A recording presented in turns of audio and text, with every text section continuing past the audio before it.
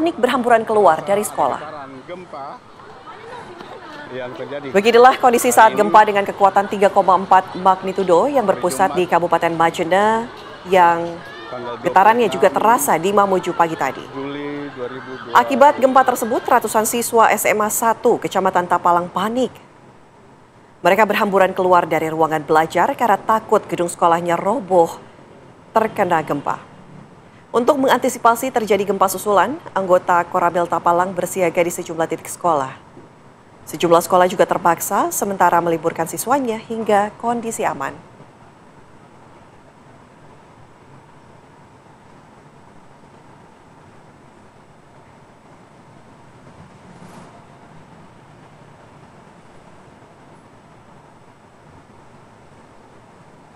Informasi lainnya pemirsa untuk Anda, sebuah truk yang diduga over kapasitas ini mengalami kecelakaan di Kota Parepare, Sulawesi Selatan. Truk tersebut menabrak satu unit minibus dan sepeda motor sehingga mengakibatkan korban luka-luka.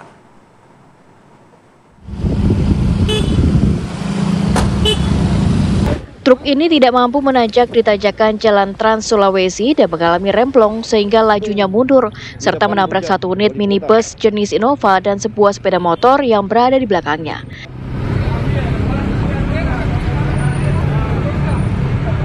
Truk bermuatan bahan campuran ini tidak mampu menanjak, diduga akibat over kapasitas dan kelalaian sang supir yang lambat mengoper persneling, sehingga truk tersebut mundur. Akibat kecelakaan ini, satu korban dilarikan ke rumah sakit karena mengalami luka cukup serius. Tiba-tiba terlambat menggunakan persneling, bergerak mundur, kemudian menabrak kendaraan ini, mobil Toyota Innova. Mereka lagi evakuasi masih di TKP itu, terus ini mobil Innova, sepeda motor juga ada. Penumpang dengan beserta pengemudi mobil Innova dirawat di rumah sakit.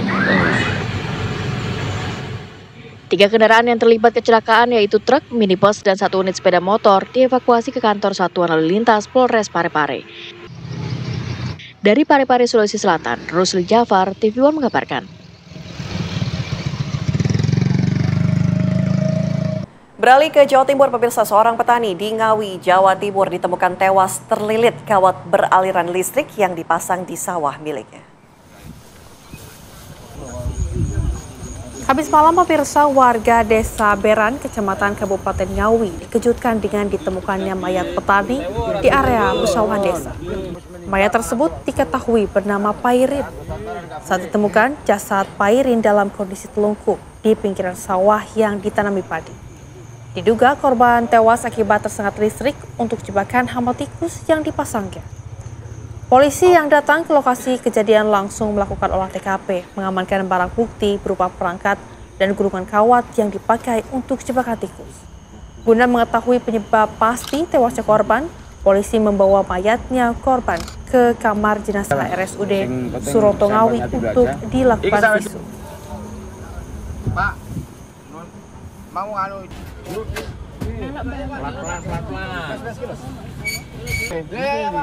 langsung ke mana? Kamar jenazah. Kita hadirkan informasi lainnya untuk Anda pemirsa mengenai pengedar sabu. Satuan Sat Narkoba Polres Kuningan, Jawa Barat, Kamis petang meringkus 4 pelaku pengedar narkoba jenis sabu dengan modus baru dibungkus mikrotubuh. Ya, petugas ini mengamankan barang bukti sabu seberat 57,73 gram dari para tersangka. Dan inilah pemirsa video amatir detik petugas narkoba Polres Kuningan, Jawa Barat meringkus pengedar sabu berinisial DF. Kepada pelaku, petugas meminta untuk menunjukkan sabu yang disimpan di semak-semak siap untuk diambil pembeli. Selanjutnya, petugas menggeledah rumah pelaku dan menemukan 1 bungkus paket sabu serta beberapa paket kecil siap edar. Dalam aksinya, pelaku menggunakan modus sistem tempel dan menggunakan peta lokasi. Petugas juga mengamankan 3 pelaku lainnya berinisial A, pengedar sabu, D dan C, pengedar obat tanpa izin edar di lokasi yang berbeda. Barang bukti yang diamankan 57,73 jenis sabu, kemudian 1.500 butir lebih obat keras serta barang bukti lainnya dari tersangka. Oh tidak ada sebenarnya, tidak. Masih. Pekerjaannya. Aslinya kalau yang tersangka D yang tadi saya sampaikan ya. Pemirsa, setelah hampir buron selama 1 bulan, tim khusus anti bandit 308 Polres Tulang Bawang berhasil menangkap pelaku pembunuhan dan pemerkosaan terhadap bocah perempuan berusia 10 tahun yang ditemukan tewas tanpa busana di bes perusahaan tebu.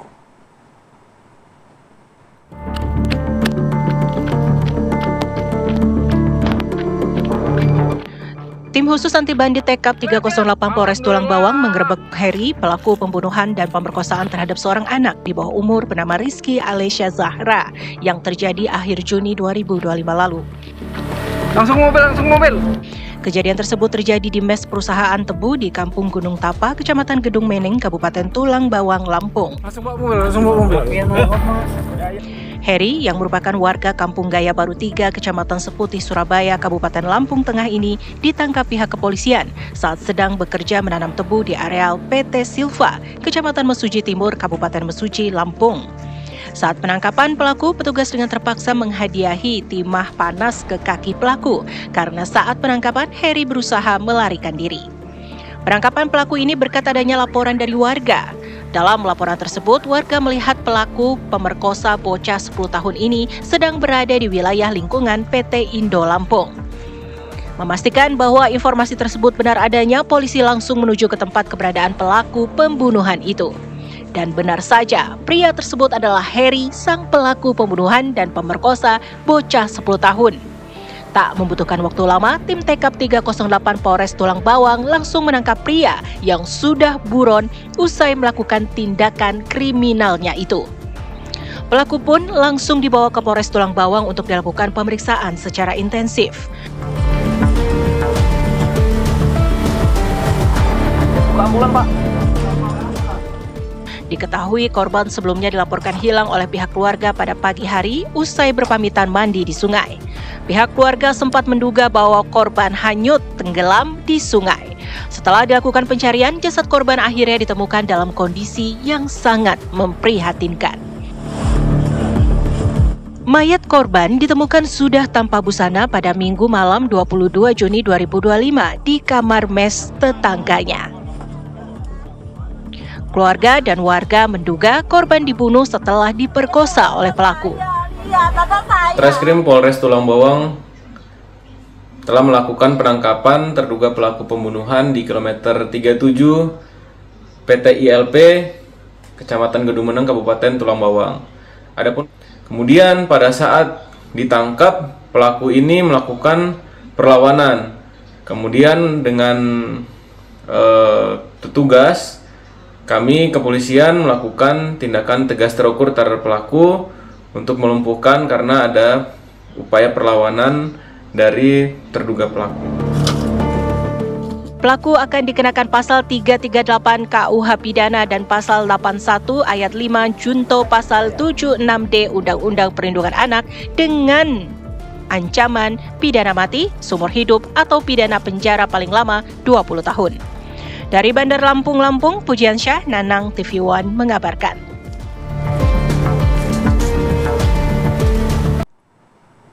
Kita hadirkan informasi lainnya untuk Anda pemirsa dari Jambi. Polres Kerinci gelar rekonstruksi pembunuhan sadis seorang perempuan yang jasadnya ditemukan bersimbah darah di dalam gedung pupuk di Kabupaten Kerinci, Jambi.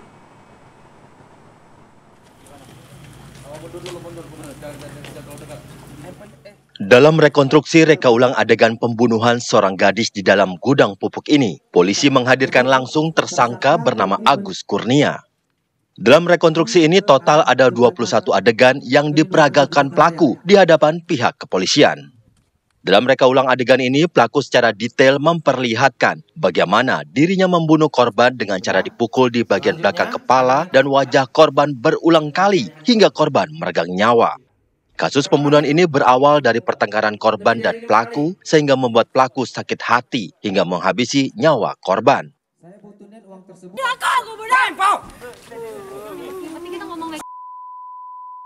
Di tengah rekonstruksi, anak korban sempat histeris dan emosi ketika melihat pelaku melakukan setiap reka adegan. Di dalam rekonstruksi ini sempat diwarnai aksi protes dari keluarga.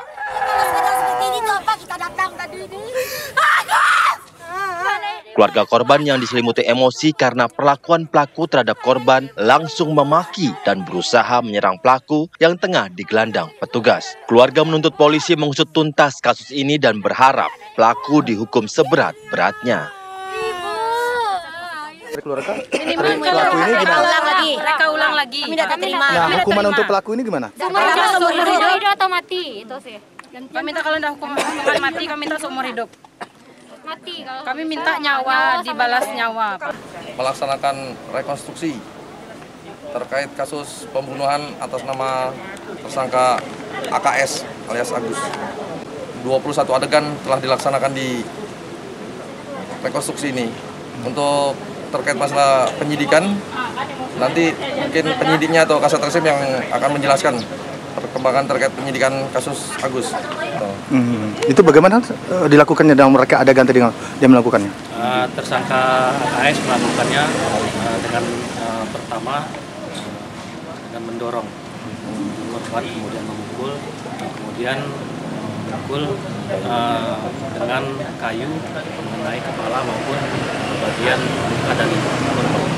Melakukan pemukulan dengan niat itu langsung menghabisi korban karena pemukulan itu terjadi pada bagian belakang kepala korban dan juga bagian muka dari korban itu sendiri.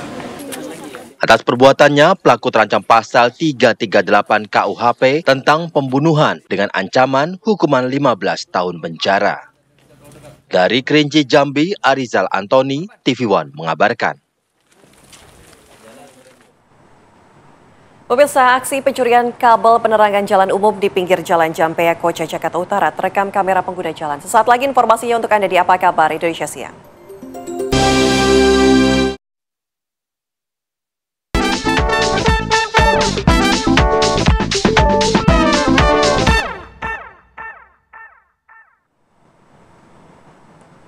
Anda kembali bersama kami pemirsa. Aksi pencurian kabel penerangan jalan umum yang berada di pinggir Jalan Jampea, Koja, Jakarta Utara terekam kamera pengguna jalan dan viral di media sosial. 5 orang pelaku terekam sedang menggali dan mencongkel paving block yang berada di pinggir jalan ini untuk mencuri kabel penerangan jalan umum yang tertanam di bawah tanah. Para pelaku nekat melakukan aksinya di pinggir jalan serta terang-terangan di saat arus lalu lintas sedang ramai pada siang hari. Polisi yang mendapatkan laporan langsung bergerak cepat dan menangkap 5 orang pelaku. Kelimanya ditangkap petugas di kawasan Koja kurang dari 8 jam setelah beraksi. Kelima pelaku kini tengah menjalani pemeriksaan lebih lanjut di Mapolres Metro Jakarta Utara. Akibat aksi para pelaku, jalan raya dari Koja menuju Pelabuhan Tanjung Priok, Jakarta Utara menjadi gelap saat malam hari karena matinya lampu penerangan jalan tersebut.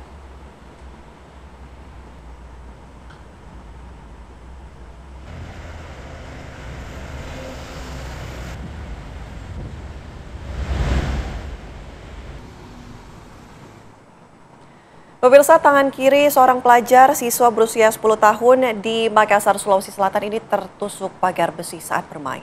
Adapun pemirsa, proses evakuasi yang dilakukan petugas damkar berjalan dengan dramatis.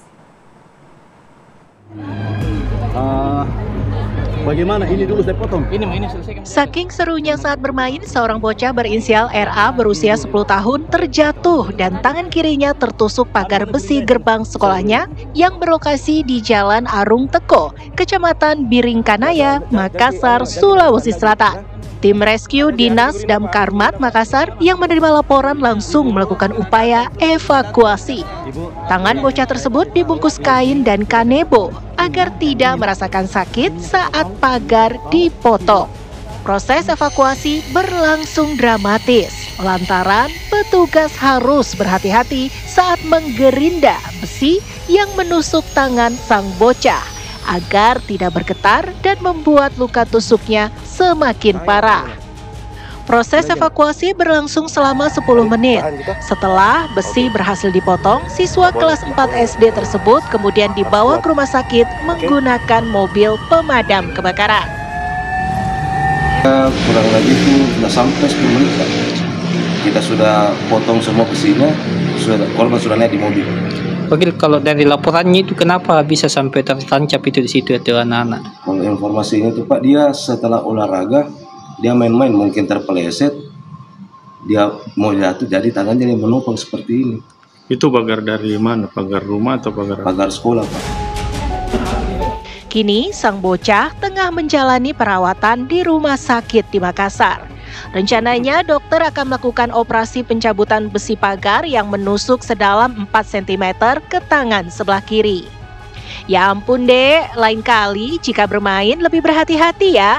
Semoga peristiwa ini menjadi pelajaran buat teman-teman yang lain.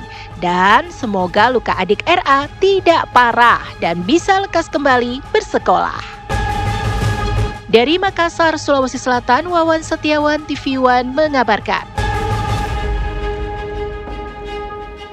Pemirsa, kita beralih ke informasi lainnya untuk Anda. Seekor ular kobra ini tiba-tiba muncul di salah satu rumah warga dan kejadian ini terjadi di Kecamatan Talang Ubi, Kabupaten Penukal Abab, Lematang Ilir, Sumatera Selatan. Tim damkar yang datang ke lokasi kejadian segera berupaya untuk mengevakuasi ular tersebut. Inilah pemirsa, aksi sejumlah petugas damkar yang berupaya mengevakuasi ular berjenis kobra di sebuah rumah warga di kawasan Kelurahan Handayani Mulia, Penukal Abab, Lematang Ilir, Sumatera Selatan. Proses evakuasi berjalan selama kurang dari 15 menit dan ular kobra berhasil diamankan dengan menggunakan penjepit dalam keadaan hidup. Keberadaan ular di lingkungan rumah warga berpotensi membahayakan, terutama jika menyelinap ke dalam rumah saat malam hari.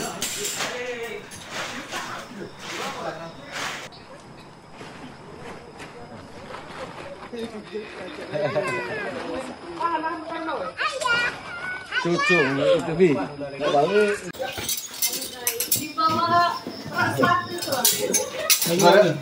Ada benar, apa benar? Pemirsa, ternyata gerakan pacu jalur ini tak hanya menjadi tren di kalangan selebritas saja. Bahkan seorang menteri pun ikutan tren pacu jalur. Ya, tren pacu jalur Menteri Koordinator Bidang Perekonomian Erlangga Hartarto bahkan ini viral di media sosial. Bagaikan ikut tersihir dengan tarian pacu jalur yang sedang tren, pemirsa Menko Perekonomian Erlangga Hartarto spontan melakukan gerakan pacu jalur usai menggelar konferensi pers terkait Joint Statement Indonesia-Amerika pada Kamis 24 Juli kemarin. Erlangga yang mengenakan kemeja batik berlengan panjang bernuansa coklat nekat berjoget ala pacu jalur di sebuah acara resmi di depan para wartawan. Sambil berjoget, Menteri berperawakan besar tersebut tampak sangat sumringah seakan sejenak melupakan beban pikiran yang ada. Jadi, Pak Menteri ikut merasa bangga dengan budaya pacu jalur yang kini mendunia. Tawar yang Pak Menteri pun pemirsa ini menular, semua yang menyaksikan Erlangga menirukan gerakan pacu jalur ikut tertawa dan terlarut dalam suasana santai yang diciptakan oleh Pak Menteri.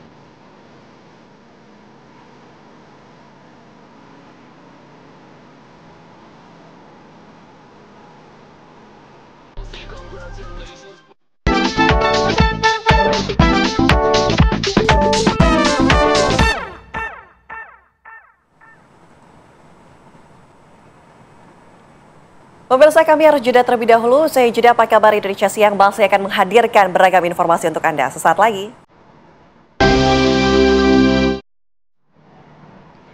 Pemirsa, sidang Sekjen PDIP Hasto Kristianto menjalani sidang vonis dalam kasus dugaan suap pengurusan PAW pemirsa Harun Masihu hari ini kembali digelar di Pengadilan Tipikor Jakarta. Sidang vonis digelar pukul 13.30 waktu Indonesia Barat. Dalam kasus ini, pemirsa, Hasto dituntut hukuman 7 tahun penjara. Jaksa meyakini Hasto bersalah karena merintangi penyidikan dan melakukan penyuapan. Terkait sidang vonis, 1.658 personil gabungan disiagakan di lokasi karena ada rencana aksi demo dari beberapa kelompok massa.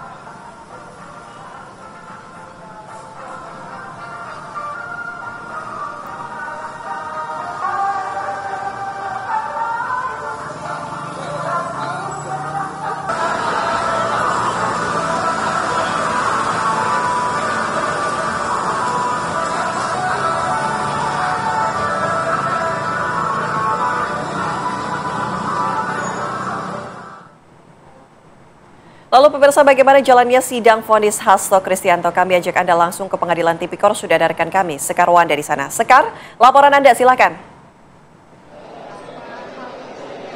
Ya, selamat siang Anda, Rehana, dan juga pemirsa. Saat ini saya sudah berada di Pengadilan Tipikor Jakarta Pusat, di mana hari ini merupakan pembacaan vonis terhadap terdakwa DPP Sekjen DPP PDI Perjuangan Hasto Kristianto, yang mana rencananya akan dimulai pada pukul 13.30 waktu Indonesia Barat, yang mana artinya ini sudah lewat 5 menit dari jadwal yang sudah ditentukan. Dan Anda dapat saksikan di layar kaca Anda, di belakang saya ini sudah ada sejumlah pengamanan dan juga para awak media yang sampai saat ini masih menanti kedatangan dari Hasto Kristianto.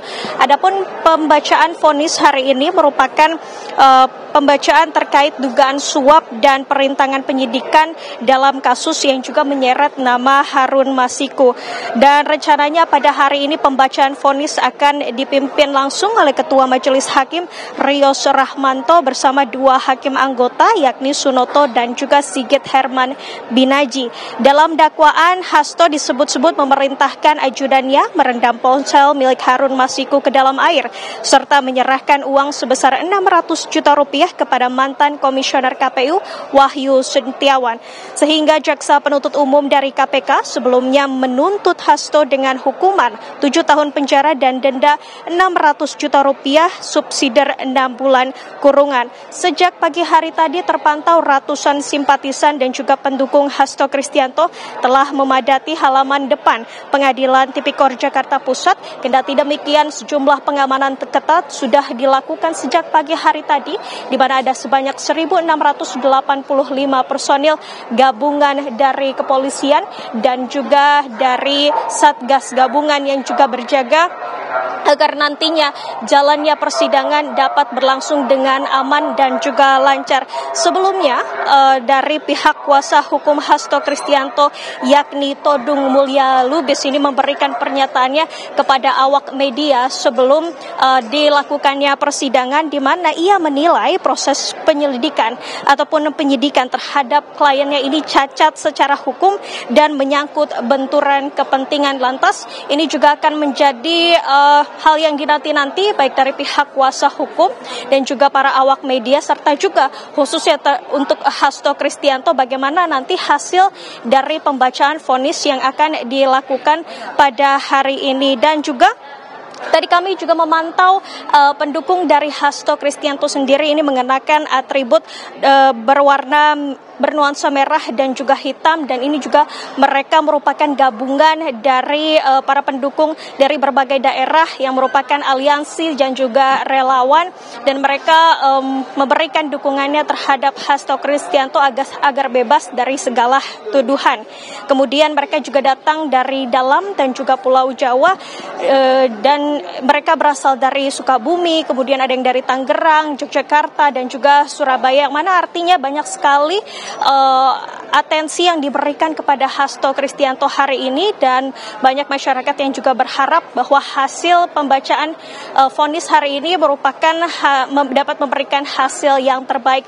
Dan sampai saat ini penjagaan ketat masih terus dilakukan, dan para awak media serta juga para pendukung yang masuk ke dalam ruang sidang ataupun ruang yang berada di Tipikor Jakarta Pusat ini sudah memadati pintu masuk untuk menanti kedatangan Hasto Kristianto yang dijadwalkan akan hadir pukul 13.30, dan sampai saat ini belum terlihat adanya kehadiran dari Hasto Kristianto, dan kami akan terus memantau bagaimana jalannya persidangan hari ini. Untuk sementara saya kembalikan ke Anda di studio. Baik, tentunya kita juga masih akan terus menunggu kehadiran dari Hasto Kristianto. Terima kasih Sekar atas laporan Anda. Selamat kembali beraktivitas. Ya pemirsa, kami hadirkan informasi lainnya untuk Anda, di mana ada sebuah truk kontainer yang diduga mengalami remblong pemirsa hingga menabrak belasan kendaraan di lampu lalu lintas di Jalan Perintis Kemerdekaan, Jakarta Timur. Kejadian berawal saat lampu berwarna merah dan tiba-tiba truk kontainer dari arah Pulau Gadung dengan kecepatan tinggi karena diduga remblong langsung menabrak kendaraan yang sedang berhenti menunggu di traffic lights. Belasan kendaraan terlibat kecelakaan, terdiri dari 9 mobil dan setidaknya 4 sepeda motor. Sopir truk dan seluruh kendaraan dibawa ke Uni Laka Lantas, Jakarta Timur. Sementara itu, satu korban luka berat dilarikan ke rumah sakit terdekat.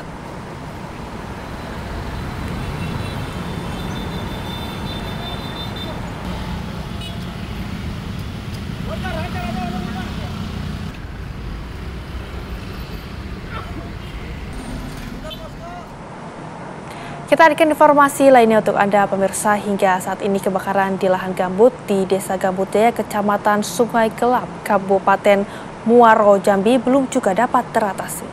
Para petugas penanggulangan Karhutla Muaro Jambi masih terus melakukan pemadaman dan menahan merambatnya api ke berbagai arah agar kebakaran gambut ini tidak semakin meluas.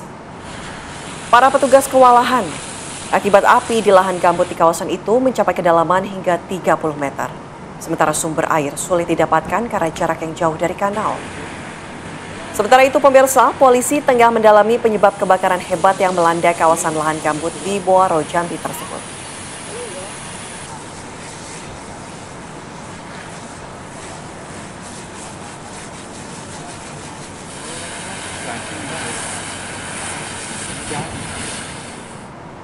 Pemirsa, kami jeda terlebih dahulu. Saya jeda, apa kabar Indonesia Siang masih akan hadir dengan informasi lainnya sesaat lagi.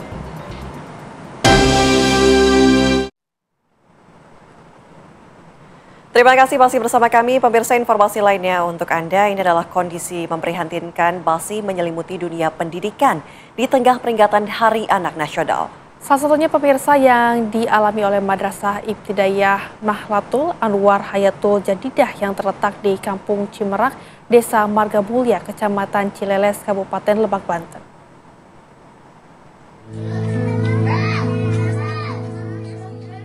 Inilah kondisi gedung sekolah Madrasah Ibtidaiyah Matlaul Anwar Hayatul Jadidah yang terletak di Kampung Cimerak, Desa Marga Mulia, Kecamatan Cileles, Kabupaten Lebak, Banten.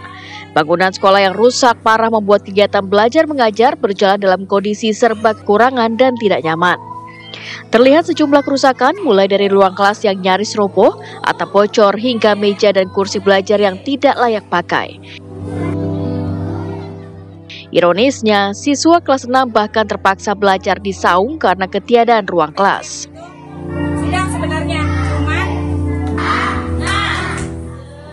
Kepala Sekolah Otong Safei mengaku bangunan sekolah sudah rusak sejak dirinya mendapat mandat mengelola sekolah tersebut pada tahun 2014. Pihaknya sudah berusaha mengajukan bantuan lewat proposal dan lewat aplikasi SIM Sapras Kementerian Agama, namun sampai sekarang belum ada hasil. Nah Pak, kerusakannya ini seperti apa sih Pak kerusakannya? Kerusakannya mulai infrastruktur ya. Lihat dari meja dan bangku ironis gitu. Kita berupaya selalu membenahi tiap tahun kita masalah bangku dan meja. Bahkan yang ironis itu gedungnya. Gedung MI Hayatul Jadidah kelas 1, kelas 2 itu rusak parah. Lihat Bapak sekeliling, silakan dicek, bahkan plafon pun dicek. Itu bangunan udah lama. Mana sih perasaannya belajar di tempat seperti ini? Gak enak. Kenapa nggak enaknya? Karena kalau hujan suka kehujanan, buku-buku pada rusak. Oh pada rusak. Emang sekolahnya kenapa, bocor atau gimana? Itunya ditebang. Oh gentengnya bocor. Terus nyaman gak sih belajarnya kalau seperti itu? Nggak nyaman ya?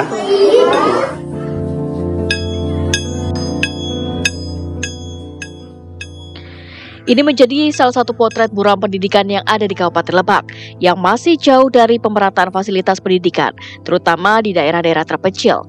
Dan diperlukan juga perhatian serius dari pihak terkait agar hak anak untuk belajar di tempat layak dapat terpenuhi. Dari Lebak, Banten, Andre Sopian, TV One mengabarkan. Dan pemirsa, untuk memperbarui informasi dari salah satu madrasah di Lebak, Banten yang ruang kelasnya tidak layak untuk digunakan, sudah terhubung bersama dengan kami Bapak Otong Safei selaku Kepala Sekolah Madrasah Ibtidaiyah Matlaul Anwar Hayatul Jadidah. Selamat siang Pak. Selamat siang Bu, Ana. Baik Pak, tentunya kami turut prihatin dengan apa yang terjadi di sana. Pak, mungkin bisa digambarkan kepada kami kerusakannya di bagian mana saja Pak? Ya, potret MI Hayatul Jadidah itu udah turun-temurun Bu ya. Sejak dikelola oleh masyarakat tahun sebelum saya lahir. Gitu. Jadi Matlaw Anwar itu lahir 1916. Ada yang di Cimerak ini dari turun-temurun bla bla bla. Saya ditugaskan di MI Hayatul Jadidah Cimerak tahun 2014. Tahun 2014 pun saya lihat, saya tata, saya kelola, mulai dari infrastruktur ya hanya bisa sulam-sulam sedikit.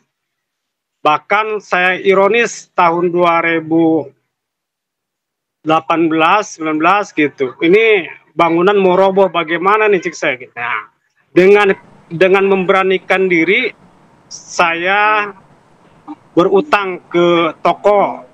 Nah, toko bangunan yaitu masang baja ringan, karena kalau nggak ditanggulangi dengan lebih dahulu, takutnya anak-anak ketimpa dan bagaimana. Itu baru satu ruang saya ke toko memutang, bahkan sampai sekarang pun masih ada sangkutan dengan saya. Tapi saya janji sebelum saya mati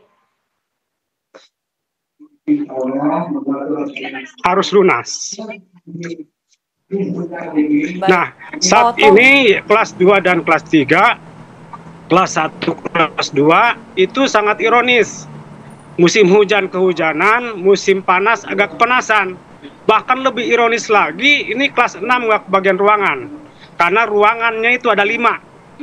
Ada 5 ruang, sedangkan 6 rombel, ya.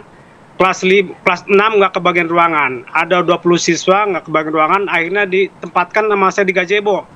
Karena satu ruang disekat itu nggak kondusif, berisik siswanya. Akhirnya saya itu ditempatkan di luar, yaitu disebut gazebo itu, ya betul. Nah, akhirnya mau tidak mau, suka tidak suka, biar belajar efektif, hamil duduk dan sebagainya, ya itulah itulah pendidikan. Apalagi pas hari anak kemarin luar biasa. Oke. Tapi anak-anak semangat belajar. Oke, Pak Otong, kami ingin tahu bagaimana peran pemerintah ataupun pemerintah daerah ataupun Kementerian Agama mengingat kondisi seperti itu, dan proposal tadi dikatakan sudah diajukan, betul ya, untuk bantuan? Kalau koordinasi udah. Pemerintah tingkat kabupaten dan provinsi pun saya lakukan dengan online proposal. Bahkan di Kementerian Agama tak ada Simsapras namanya. Tiap tahun saya mengajukan, tetapi belum ketimbun jawabannya, belum ada sampai hari ini. 2014 kemarin saya ngajukan, 2015 saya lagi proses Simsapras. Mudah-mudahan ya dengan adanya berita ini tersentuh kebijakan untuk masa depan anak-anak generasi emas, supaya Baik, Pak Otong, ABM nyaman dan asri harapannya. Baik, Pak Otong, tapi hingga saat ini apakah sudah ada bantuan dari orang tua murid ataupun mungkin dari masyarakat sekitar, mengingat kondisi sekolah di sana juga sudah rusak dan juga banyak juga pelajar juga yang masih belajar di situ, Pak? Nah, jadi beban moral Bu ya, namanya di kampung, pendapatan penghasilan masyarakat cocok tanam, ya saya menggarisbawahi bahkan setelah turun dana BOS itu sulit untuk mendapatkan untuk musyawarah, artinya mendapatkan bantuan, itu dapat bantuan SPP dan sebagainya dari masyarakat. Maka dengan ada saya 2014 ke sini, saya bebaskan semua, nggak ada pungutan itu, nggak ada pungutan apa-apa. Itu jadi beban moral bagi saya. Yang penting teman-teman semangat belajar. Itu. Oke. Pak Otong, namanya Madrasah Ibtidaiyah ini apakah salah satu atau hanya satu-satunya sekolah di wilayah tersebut, atau di wilayah tersebut memang ada juga sekolah lainnya? Ada berdampingan di SD itu ya, sekolah dinas. Nah, ini sangat ironis Bu, ketika dibanding-bandingkan dengan dinas, mulai dari infrastruktur, PIP. Kemarin saya datangi oleh teman-teman teman dapat PIP enggak Bu, tahun ini madrasah kayaknya belum ketimbang PIP. Kok di dinas mana? Suka nangis ya dibanding-bandingkan dengan madrasah dinas ya. Itu. Waduh. Aduh Pak, ini juga semoga ya terdengar keluhan dari para murid, karena ini juga untuk menunjang pendidikan anak-anak bangsa yang akan memimpin. Dan juga membahayakan juga ya. Tapi Pak Otong, untuk saat ini murid belajar seperti apa di sana Pak? Apakah kemudian dilakukan pembelajaran di ruang yang berbeda, atau mungkin pembelajarannya setengah-setengah jadi menjadi online dan juga offline? Bagaimana Pak? Full Bu kita ya melaksanakan dari pagi jam 7, pulang jam 12. Nggak ada online gitu ya, karena di kampung seperti itu di kampung mah. Oke, Pak Otong, adakah keluhan dari murid walaupun kita lihat ya gambar-gambar yang dibagikan oleh Pak Otong juga ini mungkin terlihat anak-anak masih semangat, banyak sekali anak-anak yang masih belajar yang tadi Bapak katakan di gazebo begitu ya, walaupun semangat, tapi adakah keluhan dari merekanya sendiri Pak? Banyak keluhan Bu, jangankan anak murid, guru pun yang udah dewasa pada ngeluh bagaimana honor kami, gitu. Oke. Baik Pak, tapi untuk metode belajarnya sendiri saat ini di sana seperti apa Pak? Apakah dengan adanya keterbatasan ini kemudian juga adanya perubahan Pak? Sama, metode pembelajaran sama dengan seperti dinas Bu, karena kita kurikulum ya harus mengikuti aturan main pendidikan nasional sama. Harus melaksanakan AMBK, melaksanakan API sama Bu, seperti dinas. Oke. Pak Otong, ini mungkin semoga didengar ya oleh pihak-pihak terkait, bantuan dari 2014 diajukan. Apa yang ingin disampaikan Pak? Satu, mohon perhatian kepada pemangku kebijakan. Ini negara kan udah merdeka puluhan tahun ya. Hampir 77 tahun ya. Sampai saya ini Indonesia merdeka. Ironis pendidikan madrasah tolong perhatikan, tolong berpijaklah itu adalah bangunannya, infrastrukturnya. Belum kita melihat guru-gurunya hanya gaji 500 per bulan, itu pun dari dana bos. Kalau bos turun baru dapat digaji. Kalau bos nggak turun ya itulah. Saya dalam hati mudah-mudahan diberikan kesabaran guru-guru demi generasi emas ke depan. Itu harapan saya. Pemangku kebijakan pemerintah daerah atau pemerintah pusat, khususnya Kementerian Agama, ini di bawah Kementerian Agama, mudah-mudahan mendengar keluh kesah siswa dalam belajar nggak nyaman, terus dibangunnya infrastruktur, keluhan guru-guru tidak dapat menjadi P3K dan sebagainya. Itu mudah-mudahan Kementerian Agama berjuang, Angkatan 45. Semoga Kementerian Agama membukakan jalan, wabil khusus Presiden membuka peluang untuk madrasah lebih maju, lebih baik untuk mencapai generasi emas. Baik. Terima kasih Pak Otong sudah bergabung bersama kami. Semoga Kementerian Agama, pihak-pihak terkait semua akhirnya melihat Sekolah Madrasah Ibtidaiyah Bahtahul Anwar Hayatul Jadidah di Banten ini kondisinya seperti ini, miris begitu ya untuk para siswa tempat belajarnya, walaupun padahal siswa-siswa ini masih semangat untuk belajar. Di sana kita lihat dengan segala keterbatasannya tetap semangat. Kami harapkan ini semoga sampai pesannya kepada pihak-pihak terkait. Terima kasih Pak Otong sekali lagi. Dan pemirsa, tentunya usai jeda Apa Kabar Indonesia Siang akan kembali menemani Anda sesaat lagi. Tetaplah bersama kami.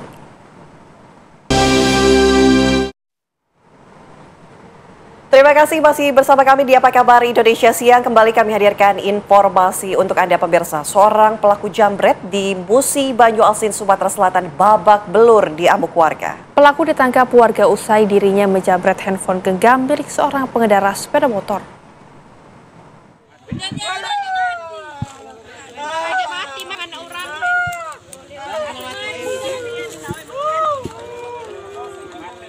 Warga yang menangkap pelaku usai dirinya melakukan penjambretan handphone genggam milik salah seorang pengendara sepeda motor.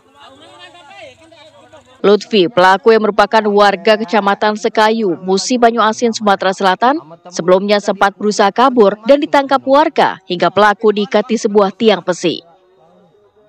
Beberapa warga yang geram sempat melakukan pemukulan terhadap pelaku jambret ini. Untungnya aparat kepolisian Polsek Sekayu langsung datang ke tempat kejadian dan berhasil mengamankan pelaku dari amukan warga. Pelaku melakukan aksinya ini mengaku terpaksa menjambret demi membeli narkoba serta ketagihan judi slot. Sedang menggunakan handphone di pinggir jalan. Pada saat itu melintas terduga pelaku yang melihat korban menggunakan handphone. Kemudian timbul niat jahat pelaku untuk mengambil atau menguasai handphone milik korban. Atas perbuatannya, pelaku jambret yang sering meresahkan warga ini dijerat dengan pasal 365 KUHP tentang pencurian dan kekerasan dan diancam hukuman 12 tahun penjara. Dari Musi Banyuasin, Sumatera Selatan, Puja Kusuma, TV One mengabarkan.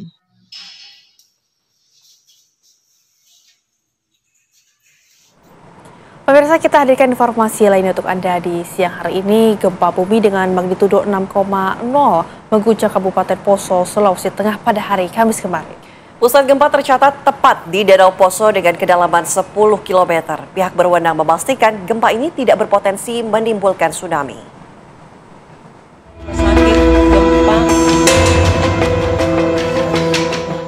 Getaran gempa terasa luas di hampir seluruh pulau Sulawesi, khususnya warga di Kabupaten Poso, Morowali, Sigi, Palu, dan Parigi Motong merasakan guncangan cukup kuat. Dari rekaman video amatir, sejumlah rumah sakit terutama di kota Poso, Palu, dan Mamuju, Sulawesi Barat ikut terdampak.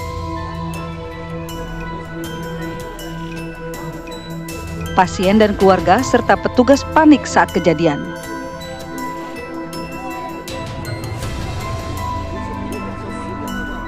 Sejumlah rumah warga di titik gempa, tepatnya di Desa Tindoli, Kecamatan Pamona Selatan, Kabupaten Poso, dikabarkan rusak dan bahkan ada yang ambruk. Sejauh ini, belum ada laporan korban jiwa. Masyarakat dihimbau tetap tenang dan waspada, serta selalu mengikuti informasi resmi dari sumber yang terpercaya.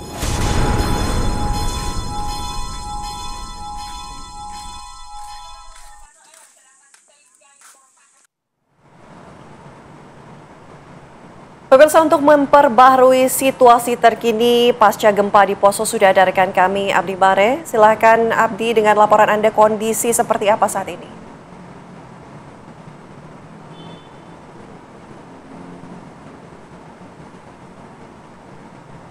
Halo.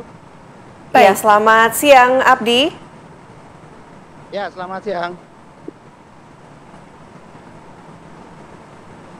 Ya. Oke, Abdi, bagaimana kondisi di sana saat ini? Ya, laporan terbaru dari Badan Penanggulangan Bencana Daerah Sulawesi Tengah bahwa pasca gempa magnitudo 6,0 di Kabupaten Poso masih ada ribuan warga mengungsi di sejumlah tempat yang terbuka di sekitar Kecamatan Pamona Selatan dan juga Pamona Tenggara.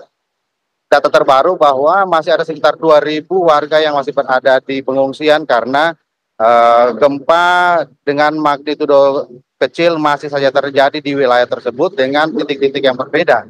Ini yang mengakibatkan warga masih khawatir untuk tetap berada di rumah dan memilih untuk mengungsi di tempat-tempat terbuka. Sementara ada sekitar 20-an bangunan rumah di 4 desa di 2 kecamatan tersebut mengalami rusak parah diakibatkan guncangan gempa. Namun yang paling parah adalah di Desa Tokilo yang berada tepat di titik gempa 6,0 magnitudo tepat di bibir Danau Poso. Demikian.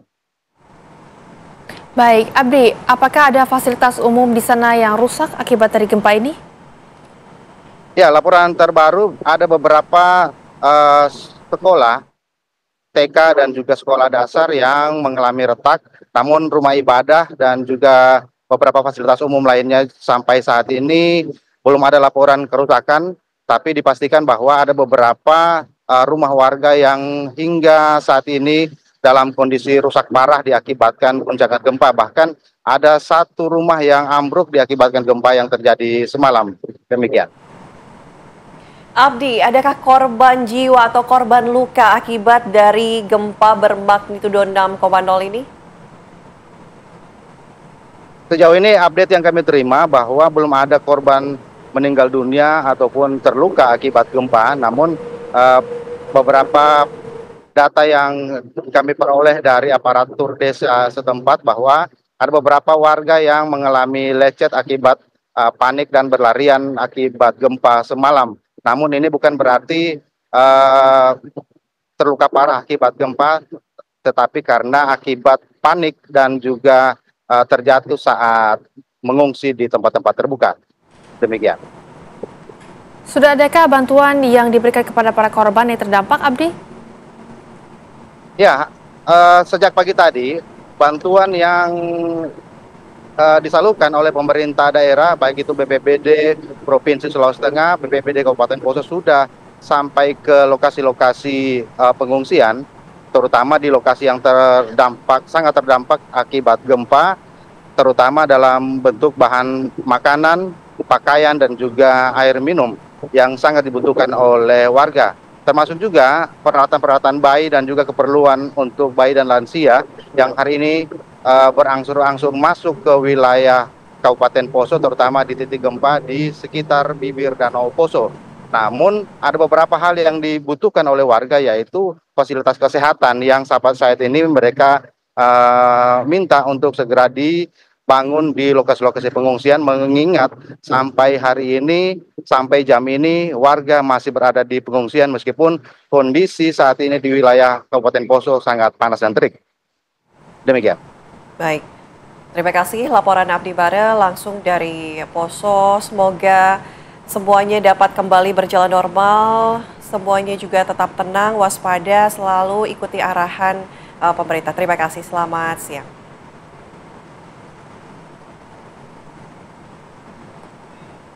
Pemirsa, tentunya usai jeda apa kabar Indonesia yang akan kembali menemani Anda dengan sedikit informasi lainnya. Tetaplah bersama kami. Anda kembali bersama Ana dan Rehana. Pemirsa, informasi selanjutnya yang akan kami hadirkan adalah setelah berhasil buron selama 1 bulan, tim khusus anti bandit 308 Polres Tulang Bawang berhasil menangkap pelaku pembunuhan dan juga pemerkosaan terhadap bocah perempuan berusia 10 tahun yang ditemukan tewas tanpa busana di mes perusahaan tebu.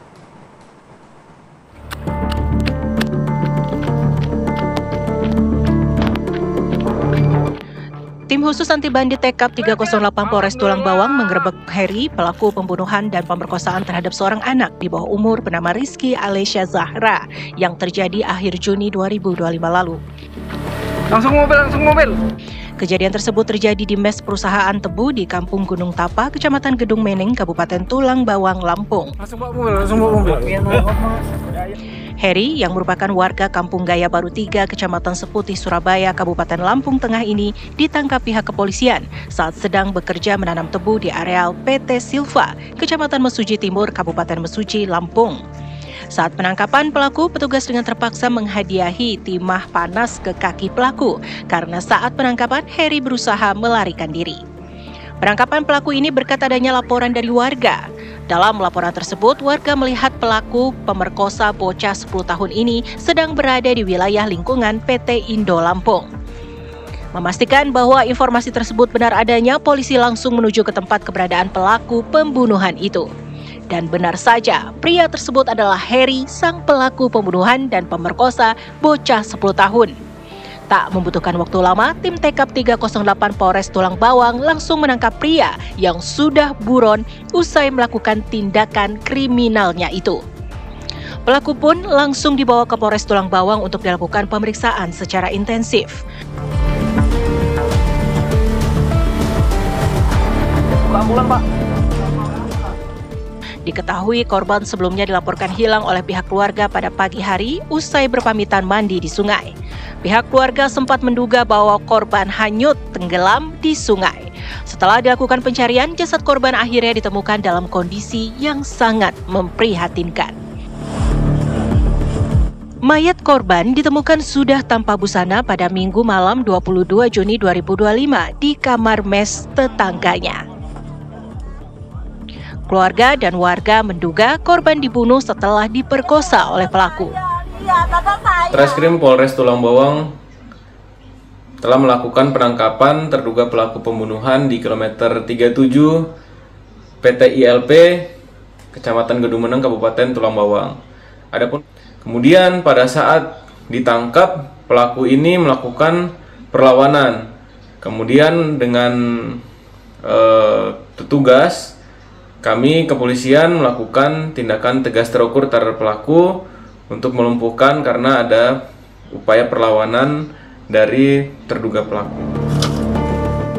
Pelaku akan dikenakan pasal 338 KUH Pidana dan pasal 81 ayat 5 junto pasal 76D Undang-Undang Perlindungan Anak dengan ancaman pidana mati, seumur hidup, atau pidana penjara paling lama 20 tahun. Dari Bandar Lampung, Pujiansyah, Nanang, TV One mengabarkan. Pemirsa, kami hadirkan informasi lain untuk Anda dari wilayah Jambi, di mana Polres Kerinci gelar rekonstruksi pembunuhan gadis sadis pemirsa seorang perempuan yang jasadnya ditemukan bersimpah darah di dalam gudang pupuk di Kabupaten Kerinci, Jambi.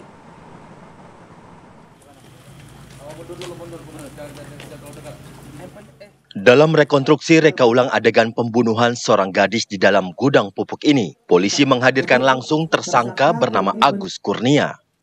Dalam rekonstruksi ini total ada 21 adegan yang diperagakan pelaku di hadapan pihak kepolisian. Dalam reka ulang adegan ini, pelaku secara detail memperlihatkan bagaimana dirinya membunuh korban dengan cara dipukul di bagian belakang kepala dan wajah korban berulang kali hingga korban meregang nyawa. Kasus pembunuhan ini berawal dari pertengkaran korban dan pelaku sehingga membuat pelaku sakit hati hingga menghabisi nyawa korban.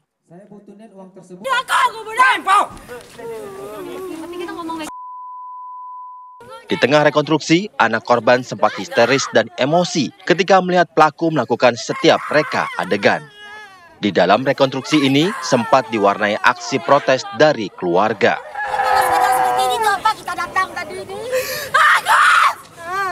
Keluarga korban yang diselimuti emosi karena perlakuan pelaku terhadap korban langsung memaki dan berusaha menyerang pelaku yang tengah digelandang petugas. Keluarga menuntut polisi mengusut tuntas kasus ini dan berharap pelaku dihukum seberat-beratnya. Keluarga, pelaku ini gimana? Mereka ulang lagi. Kami tidak terima. Nah, hukuman untuk pelaku ini gimana? Seumur hidup atau mati, itu sih. Kami minta kalau udah hukuman mati, kami minta seumur hidup. Mati, kami minta nyawa, dibalas nyawa. Melaksanakan rekonstruksi terkait kasus pembunuhan atas nama tersangka AKS alias Agus. 21 adegan telah dilaksanakan di rekonstruksi ini. Untuk terkait masalah penyidikan, nanti mungkin penyidiknya atau kasat reskrim yang akan menjelaskan perkembangan terkait penyidikan kasus Agus. Itu bagaimana dilakukannya dalam reka adegan tadi dia melakukannya?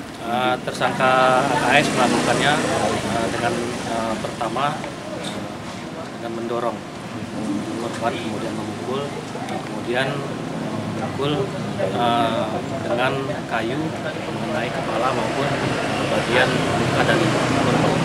Melakukan pemukulan dengan niat itu langsung menghabisi korban karena pemukulan itu terjadi pada bagian belakang kepala korban dan juga bagian muka dari korban itu sendiri. Atas perbuatannya, pelaku terancam pasal 338 KUHP tentang pembunuhan dengan ancaman hukuman 15 tahun penjara. Dari Kerinci, Jambi, Arizal Antoni, TV One mengabarkan.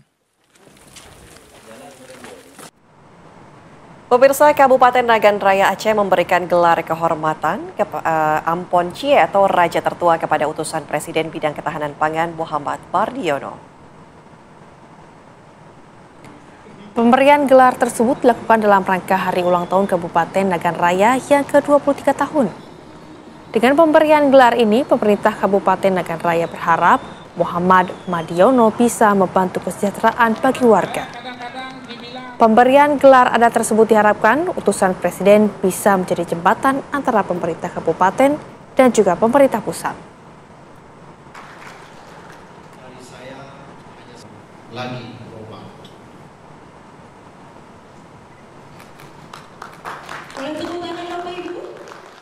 Dengan gelar kehormatan yang diberikan kepada saya ini adalah merupakan bentuk ya tanggung jawab sebagai warga negara yang saat ini saya telah diberi tugas oleh Bapak Presiden sebagai utusan khusus Presiden bidang ketahanan pangan. Pemirsa, inna lillahi wa inna ilaihi roji'un, telah berpulang ke rahmatullah rekan kerja kami seorang koordinator peliputan daerah Haji Khalid Syamsu di kantor TV One. Almarhum dikenal sebagai pelopor kegiatan Jumat Berkah dan dipanggil Sang Pencipta pada hari Jumat baik di hari ini.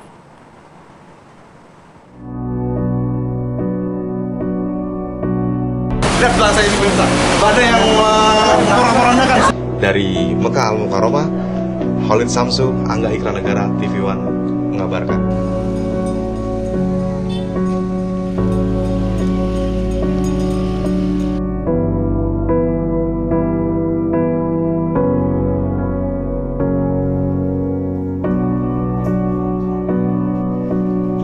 Sejak beberapa tahun terakhir, sudah menjadi tradisi di kantor TV One Pulau Gadung ada kegiatan Jumat Berkah. Berlangsung di ruang istirahat di newsroom, kegiatan ini dipelopori oleh seorang muslim yang taat, teman yang baik, dan koordinator peliputan daerah berdedikasi tinggi, Haji Khalid Syamsu.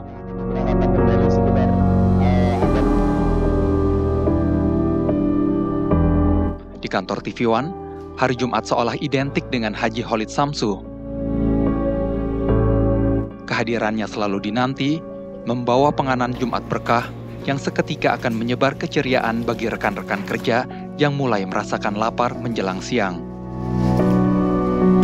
Bang Khalid itu kalau setiap hari Jumat biasanya menginisiasi adanya Jumat Berkah untuk teman-teman di TV One. Terus kalau kita lagi masih kerja, biasanya disamperin satu-satu, disuruh istirahat dulu, suruh ambil makanan, atau kalau kita puasa bahkan disuruh bawa ke rumah. Pokoknya Bang Khalid itu Masya Allah banget. Tim liputan aku di Haji 2015 yang waktu itu sama Kak Angga tuh benar-benar support banget untuk kabar Haji.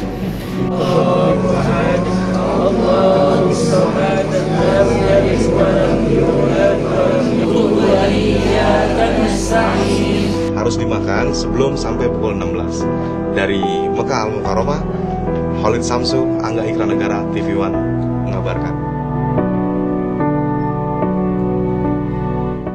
Jumat adalah hari terbaik, dan di hari Jumat pula lah sang pelopor kegiatan Jumat Berkah di kantor TV One dipanggil oleh Sang Maha Kuasa.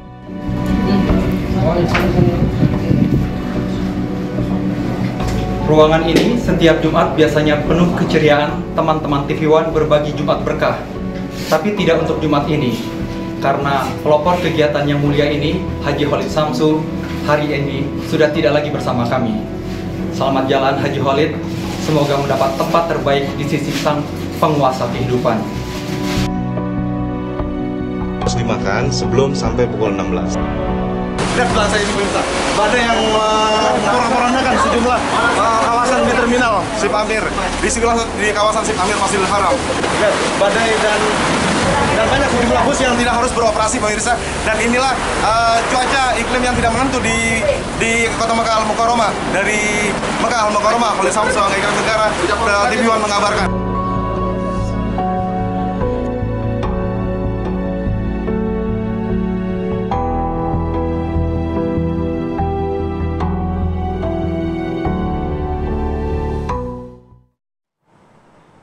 Dan informasi tadi juga pemirsa sekaligus menutup jumpa kita di Apa Kabar Indonesia Siang. Saya Rehana Mezia. Dan saya Natya Alita pamit undur diri. Terima kasih. Sampai jumpa.